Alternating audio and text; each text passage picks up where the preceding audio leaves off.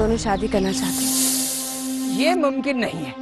मुझे इमाम मस्जिद की बेटी होने पर फख्र है और एक स्कूल मास्टर से शादी करने पर कोई एतराज नहीं। तुम महाजन हो, तुम मलक हवान, तुम्हारे घर वाले किसी भी सूरत पर इस शादी पर राजी नहीं है।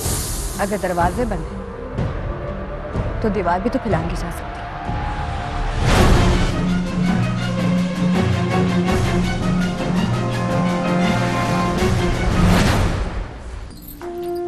जब से मेरे अंदर मोहब्बत के शऊर ने आँख खोली है, मुझे सिर्फ एक ही चेहरा अच्छा लगा और वो चेहरा आपका है।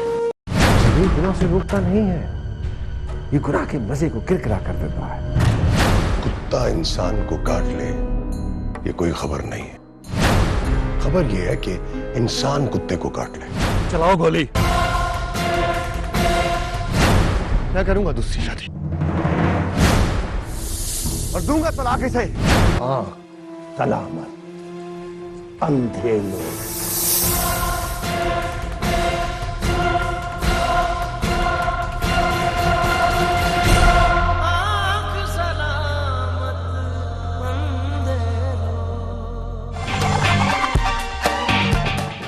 देखिए हर पीर की रात 8 बजे सिर्फ A+ पे।